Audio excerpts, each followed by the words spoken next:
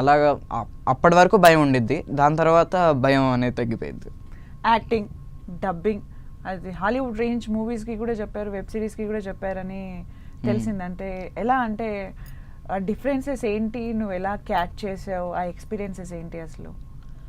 Stranger థింగ్స్కి చెప్పడం చాలా హ్యాపీగా ఉంది, బికాజ్ అంత పెద్ద అందరికీ చాలా ఇష్టమైన, పిల్లలకు కానీ పెద్దవాళ్ళకి కానీ అందరికీ చాలా ఇష్టమైన స్ట్రేంజర్ థింగ్స్. అది ఇప్పుడు 5th పార్ట్ కూడా వస్తుంది. అంత మంచి మూవీలో 2 సీజన్స్కి నేను చెప్పడం, అది కూడా మెయిన్ క్యారెక్టర్ చెప్పడం, ఇట్ ఈస్ వెరీ, అది దేవుడు బ్లెస్సింగ్స్ అయి ఉండొచ్చు. మోల్డ్ చేస్తావు అది ఒక్కసారి, ఆ స్ట్రేంజర్ థింగ్స్ అది ఒక్కసారి. అది చిన్నపిల్లడు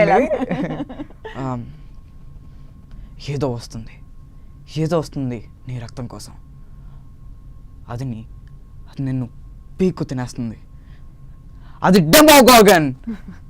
అది ఇంకా చిన్నపిల్లోడుగా ఉన్నప్పుడు చాలా ఇంకా సాఫ్ట్ వాయిస్ ఉండేది, ఇప్పుడు బేస్ వాయిస్ వచ్చేసింది. వెరీ గుడ్, అసలు చాలా బాగా చెప్తున్నావు.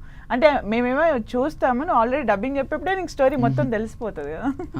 యాక్చువల్లీ మరీ ఎక్కువగా స్టోరీ కూడా తెలీదు, అండ్ మన సీన్స్ వరకు ఉంటుంది. మెయిన్ క్యారెక్టర్స్కి చెప్తున్నావు కాబట్టి ఆల్మోస్ట్. అసలు డబ్బింగ్ అనేది కూడా ఒక బిగ్గెస్ట్ టాస్క్, ఆల్మోస్ట్ యాక్టింగ్ చేస్తున్నావు. అవును, అండ్ బికాజ్ ఆ నేమ్స్ కూడా లైక్ మైక్ కానీ లూకాస్ కానీ, ఈ నేమ్స్ ఏదంటే ఫస్ట్ చాలా చిన్నగా ఉన్నప్పుడు ఆ డబ్బింగ్ చెప్పాను కాబట్టి మన తెలుగు పేర్లే మనం బాగా, ఎందుకంటే వెంకట్ అని కానీ సంజయ్ అని కానీ ఇలాగ మనం పలికే నేమ్స్ కాబట్టి మనం చెప్పగలుగుతాం. అది ఇంగ్లీష్లో ఫస్ట్ కాబట్టి లూకాస్, హే లూకాస్ హౌ అంటే మనకి అవి రాదు, పెట్టదు.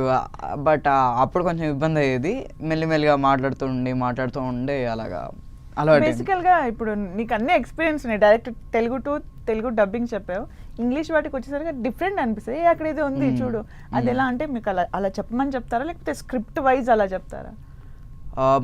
రెండు ఉంటుంది. స్క్రిప్ట్లో కూడా రియాక్షన్, ఇలా షౌటింగ్ రియాక్షన్, భయపడే రియాక్షన్ ఉండి ఈ డైలాగ్ ఉంటుంది అని అంటారు. సార్ వాళ్ళు కూడా ఉంటారు ఇలాగా, వాళ్ళకి ఎంత కావాలి మనకి తెలీదు. ఫస్ట్ ఆఫ్ ఆల్ వాళ్ళ ఇంగ్లీష్ వాళ్ళలో రియాక్షన్స్ అంతగా చూసేటప్పుడు కనబడుతుంది, కానీ డబ్బింగ్ చెప్పేటప్పుడు అంతగా కనపడదు ఆ రియాక్షన్స్. సో మనం నార్మల్గా ఒక భయం రియాక్షన్ ఇచ్చిన తర్వాత సార్ వాళ్ళు కూడా చెప్తారు, ఇంకా కొంచెం కావాలి, ఇంకా కొంచెం డౌన్ చేయాలి, ఇలా చెప్తూ ఉంటారు.